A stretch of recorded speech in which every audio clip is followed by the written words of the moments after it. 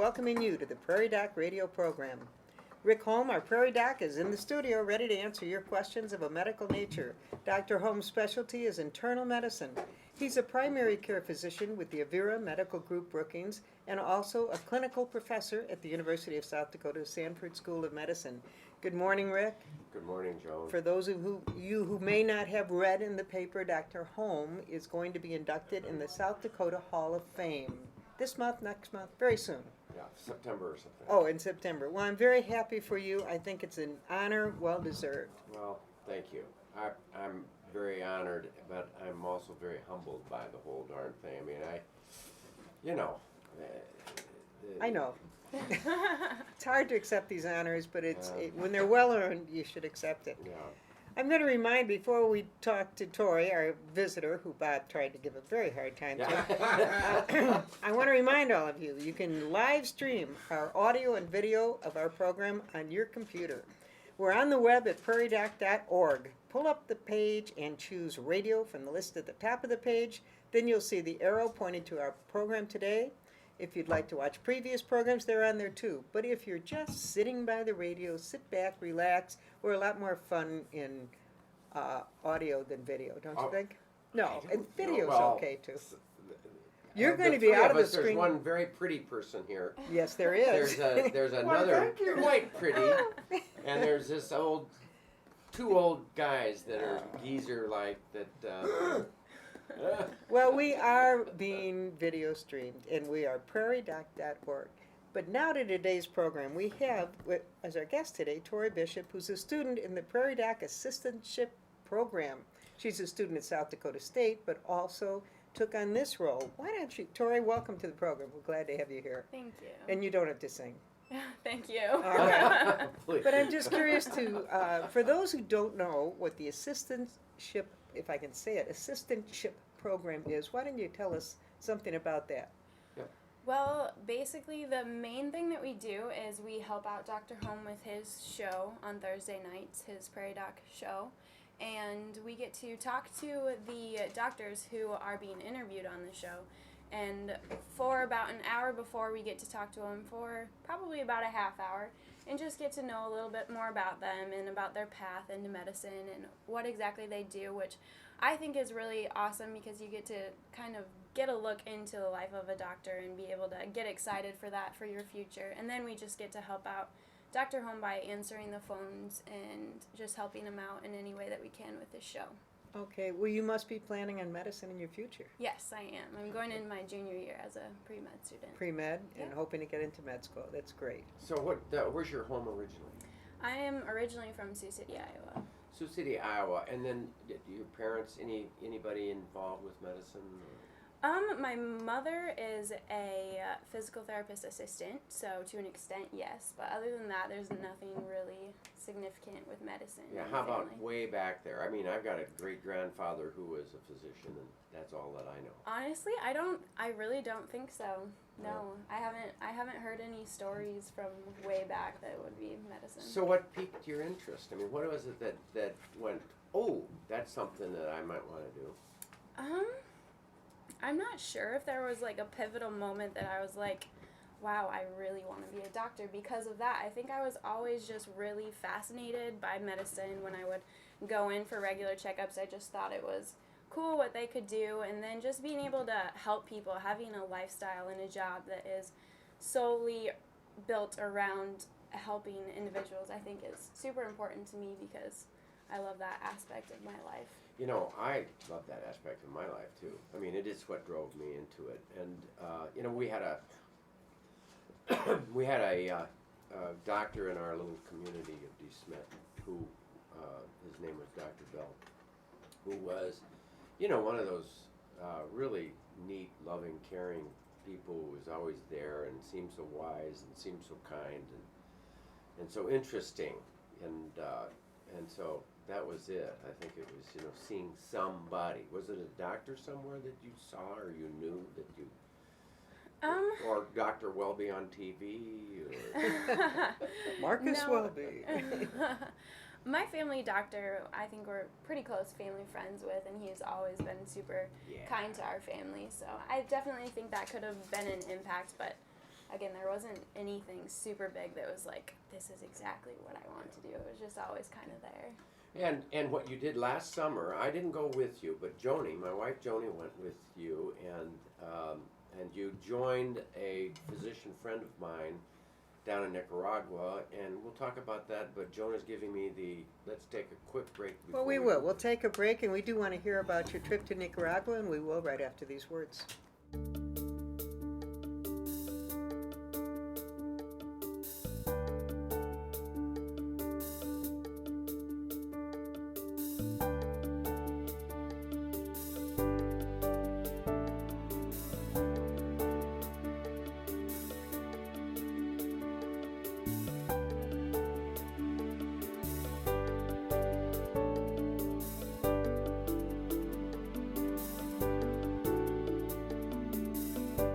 Hi, welcome back to Prairie Doc Radio. We're happy to have you listening today. Dr. Rick Holm is here ready to answer your questions of a medical nature, and our guest in the studio today is Tori Bishop. Tori is a student at South Dakota State University. She's been working with Dr. Holm's TV program and he has this great group of students that call the assistantship program. The PDAs, The PDAs? the Prairie Doc Assistants. Okay, assistants are much easier for me to say than assistantship. I Okay. can't quite get that out. Yes. So the Prairie Doc assistants, and Tori last year had the great advantage of traveling with Dr. Holm's wife in a group of these assistants to a medical mission in Nicaragua. So tell us a little bit about who you saw there and the physician that you monitored and watched. Well, we saw a lot of different people, a lot of just people in the villages. We went to many different villages, and you're going to have to refresh my memory on which Wade Shook. doctor. Dr. Shook. Dr. Shook is who we were shadowing and getting to be with for the week, and he was awesome. He was a lot of fun and a very nice guy, and he just told us stories of how he just pours his life and his finances and everything into these people, and it was really amazing the impact that he has made in Nicaragua and honestly all over the world. And so that was really cool to see, and just being around everyone down there, it was just a great atmosphere and great to see how privileged we are here and just a different world. Honestly, it's really good to experience that.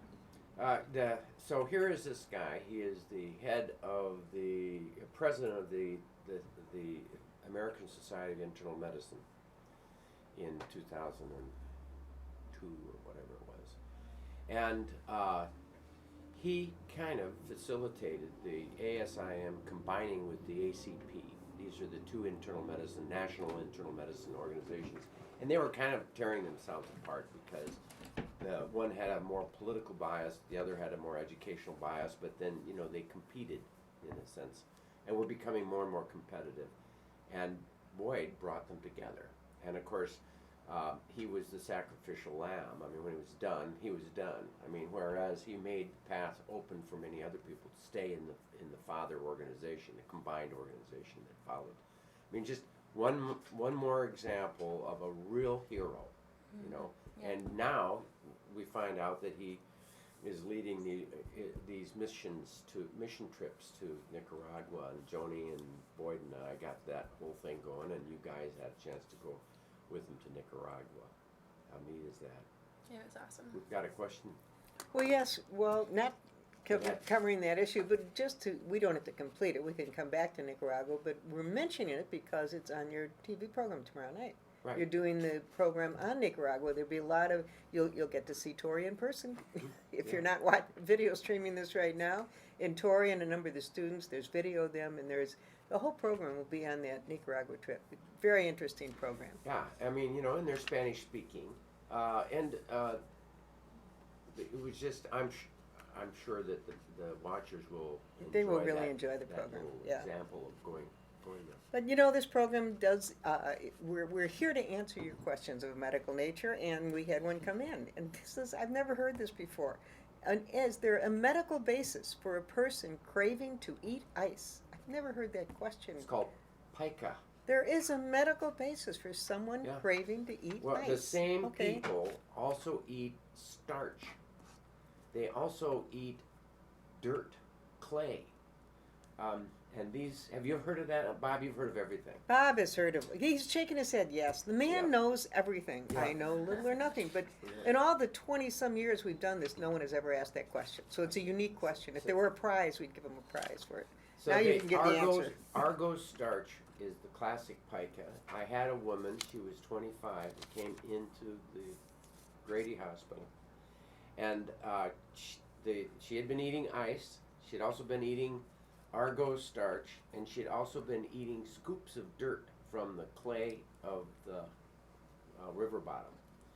And we found that she had a hematocrit of 16 and a hemoglobin of 5. Normal being 40 and 15. It's just and they have a craving when they get iron deficient to find iron somewhere, and they seem to crave for unknown reasons.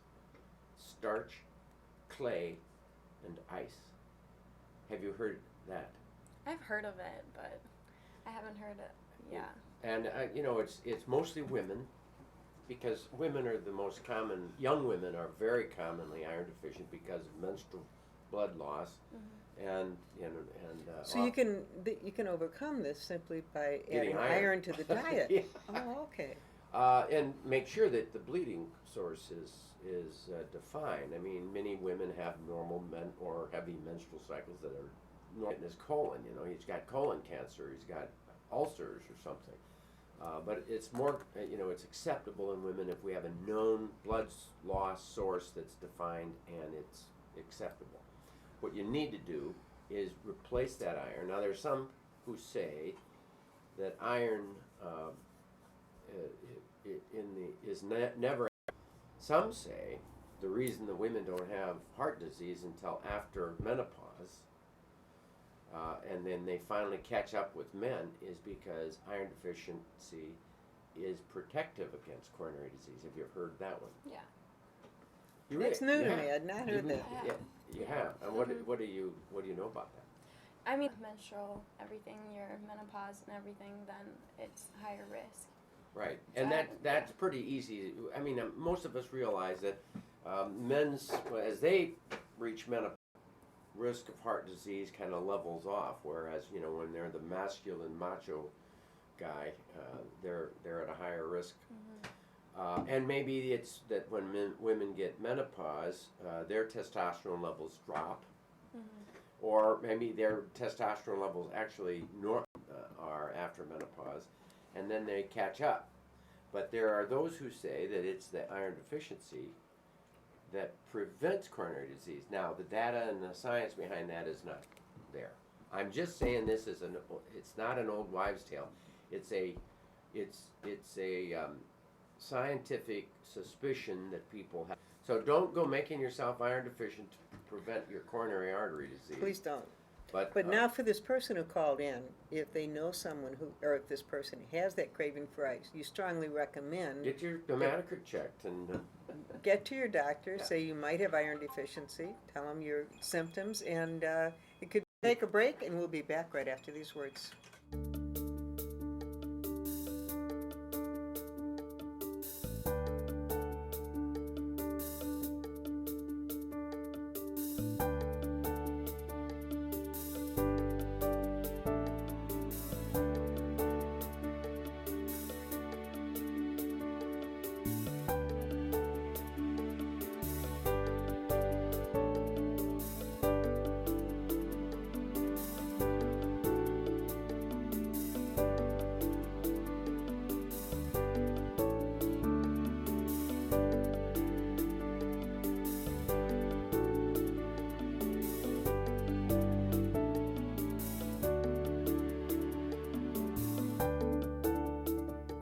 And our guest today is Tori Bishop, who's a student at South Dakota State University and has been an assistant with Dr. Holmes' TV program. talk to us about the Prairie Doc assistantship. More than like the show and everything. Well, no, I mean, how did you get into it, and what happened to it? Freshman year, I received an email from my advisor saying that Dr. Home was looking for some assistance and with an attachment for an application. So being that freshman that's trying to get her foot in the door, Freshman. I decided to fill it out, and then I was emailed by Judge Kelly, and we set up an interview, and I was chosen, and then myself and Jalen Otto were one of the first ones. And it was just really fun to just be involved in something and to get to know an awesome doctor such as Dr. Home, and just to be able to be involved in not only like the medical aspect in Brookings, but like just the community, because I've just been able in Brookings life, and it's just been really cool to be a part of that. Well, and then we've had a few prize winners. Tell us a little bit about the Nobel Prize winners. We had the Nobel laureate just recently for, you're going to have to refresh my memory on his Randy name Schekman. Schekman, yes. And he was genetics. Well, he had developed the yeast genetic changes so that yeast was made to make insulin. Yeah. So we developed human insulin from the yeast, and it was Schekman's development, his scientific research, that brought us to not have to look for insulin from cattle or pigs, but rather we can get it exactly like human insulin is by Yeast. messing with the genetics of yeast. Yeah. Isn't that amazing? Mm-hmm. So that's why he won the Nobel Prize, and he came to Brookings, South Dakota. Yeah, like a month ago. Yeah. And we got to talk with him, and we That had was neat. our own little one-on-one kind of session. All the assistants, we got to speak with him and just learn more about him. And honestly, it wasn't. I thought it would be more of like a lecture, but it was really just like getting to know him, and I thought that was really special because I also went to the lecture that he had held for the university, so I got to learn that as well. But just getting to know who he was as a person and his personality and even a lot of his social standings, it was really cool just to know that. Right, we had met the Nobel Prize winner that had been there the year before, and he was an MD 2 years ago, but he had done really deep research in the development of pharmaceuticals, and with that, we interviewed him. Well, he was sweating bullets from that interview. He's not a guy who really loved the microphone. You know what I mean? It was one of those Painful. Truly Truly painful. painful. He Yeah. likes to be in the lab, right? So here comes Schekman, this last guy. Oh my gosh! You know, we put the camera on him and the microphone in his hand, and he just took off on the value of secondary education, and why colleges have become very expensive, and that we need to change this in our society because the middle class American can hardly afford college anymore, and that it's only for the rich, and that we've got to change this societal thing and that societal thing. I mean, it was wonderful to hear this guy, and I mean, he had the bedside manner, and he was a PhD, not an MD. That was the paradox. Interesting. Yeah. It would be a paradox. Yeah. Yeah. That was great. Well, you've learned a lot, and you've enjoyed being part of it. Yes, definitely. I'm so glad to hear that, because it has really benefited Dr. Holmes' program as well. To Well, have these yeah, young so people. much appreciate the research that they do.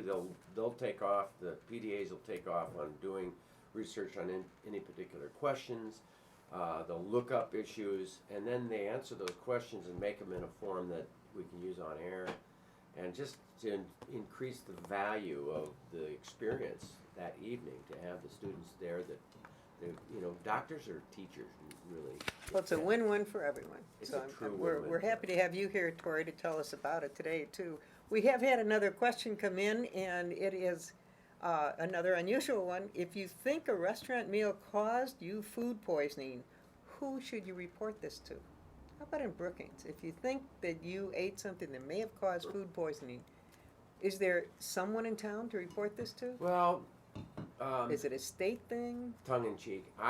When there's a societal important issue, I generally call KDRK. You know. And Oh, no, just kidding. no, you don't do that. No, just kidding.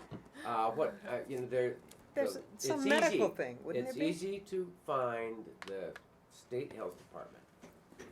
You can also call the police department, and those are people who are the official people who know to get to the who would know. The other point is at SDSU, you can go to the dietary department and ask them. You know, those are 3 places from which to source. Call 211. Bob, what is the? What is 211? It's a statewide informational network that will put you in touch. Okay. Staffed by a lot of Bob people. is off the, No. he doesn't have a microphone in front of him, Doesn't have a so microphone, you but- can repeat what he just said. He said 211 is a statewide informational network it's staffed by live people, and it'll guide you to where you need to go, Okay. whatever the question might be. I thought it'd be the state health 211. department, but I wasn't sure if there's somebody in They- town that you would, so The at state least. health department, though, is in our phone book.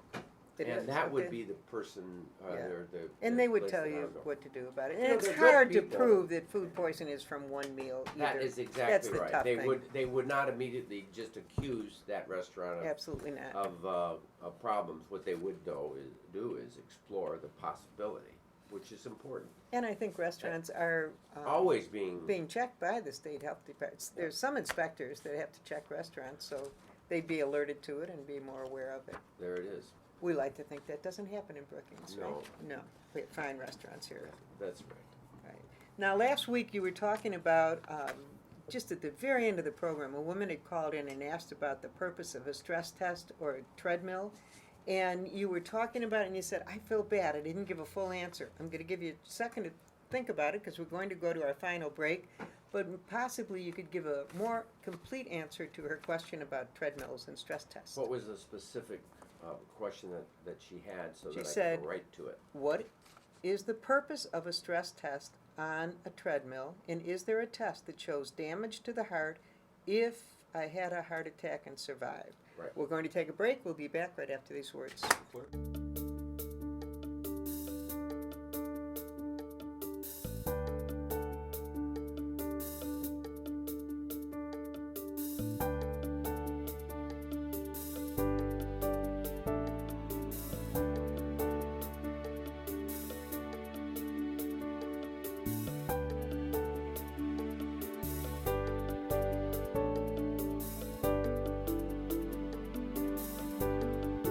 Welcome back to Prairie Doc Radio. We just have a few minutes remaining, and we did have a question that we're going to readdress this week from last week's program, and it has to do with heart attacks and stress Right. tests. So what is the purpose of a stress test? The purpose of a stress test is to make the decision whether a person should have an angiogram or not.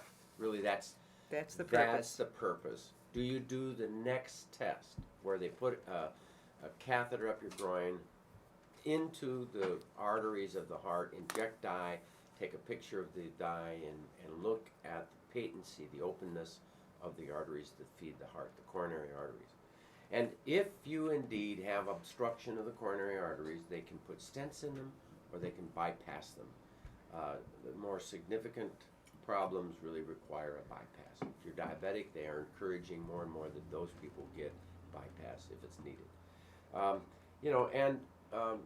Here's a good question. Is it a great test? It's not a great test, but it is a test that's important. With a question about calcium index, that test is done to look to see if there's calcium in the arteries, but it doesn't really tell you much because a lot of people have calcification in the arteries. Doesn't mean there's any obstruction or not. So what people have been doing at the Heart Hospital and at Sanford is because they're trying to draw people in. I mean, it's a lost leader. Try to come one and all, and we'll give you our heart doctors. If you go there and you get a calcium indexing, and it's abnormal, then they may bring you to do a stress test. The stress test is really to tell if you need to have an angiogram. Okay, so it's a step. So it's a stepwise deal, and an angiogram really will tell you whether you need a stent or bypass. The bypasses seem, if they're indicated, will save lives, decrease heart attacks. The stents don't seem to save lives or decrease heart attacks. What they do is they treat chest pain. If a person's having chest pain and it's intolerable, they can't get anywhere because they have pain, they can do the stents and it'll take away the pain. The body, and the reason it isn't any better than medical therapy is because medical therapy, which is you maintain them with medicine, while the body heals itself. The body is always healing itself. If you break a bone, you mend that bone if you give it stability enough. So that's the answer to the test. What is the purpose of a stress test? Now, in a man who has classic angina or chest pain that sounds very much like heart, I go right to the angiogram. You don't waste the I step. don't waste the stress test. Okay. It might give me a false sense of security when if a person has angina enough, you need to have the angiogram. That's the question. If a woman has chest pain, or if a man has atypical chest pain, I can't tell whether it's exercise induced or not. Then I'll commonly do a stress test, and sometimes I'll do a stress test with nuclear components. So you inject a nuclear material, and then you can see if there is an area that's blocked, but it's still alive, or whether it was blocked in the past, it's already had a heart attack, it's said and done, and there's nothing more to do. And so a nuclear stress test will commonly always be done in a woman, and we'll do it in a very atypical man. So Okay. there it is. I think you gave her Complicated really. I hope question. the woman that called in last week is listening this week because the answer is much more complete. We're short on time last week. Couldn't get to it. And we've got Tori here. One last word about the value of this Nicaragua experience, and I think the greatest value for myself was just being able to get an experience other than here. I've been to Haiti before, and I'm actually going to Haiti in a couple of weeks. oh wow! Yes. Congratulations! Yeah, it'll be a lot of fun with some more pre-med students here. And so just being able to travel and go to those third world countries and just see the difference from there to here and be able to really just realize how well we have it off here and how much we take for granted, it's honestly life-changing because you just look at things in a totally different perspective and you just really get to appreciate everything that our life here provides for us. Can I ask you, when you go to Haiti, is that a medical mission trip as well? It is, yeah. I actually set it up myself for other undergrad students because of our Nicaragua trip. I was approached by a lot of my peers and they were like, oh, how did you get set up with that? And so I decided, well, why not provide to those peers another trip, another medical mission trip to go to. What will you be doing, and where are you going, and with whom are you associated? I set it up through Mission of Hope, and we will be flying into Port-au-Prince, and their station, I guess, the Mission of Hope campus, is about 2 hours away from Port-au-Prince, and we will be just helping other doctors. There's other doctors that will be going during the same week, and we'll be assisting them with a lot, like we did in Nicaragua, with different like pharmacy stuff, just handing out medications that they need and helping them in any way that we can, and just assisting the doctors to whatever extent that we're able to. So that's great. Thank you for doing Fantastic. that, and thank you for being on our show today. No problem. Thank you for inviting me. We're glad you're here, and we hope all of you have enjoyed our Prairie Doc radio program, and will listen again for Prairie Doc, brought to you by the Avera Medical Group Brookings. As always, you can hear and see more from Dr. Holm online at prairiedoc.org. Thank you for joining us today. Rick, that's all till next week. Yeah, and don't forget, watch the Nicaragua show tomorrow night. And thanks again, Tori. And Joan and Bob, stay healthy out there. Join me in honoring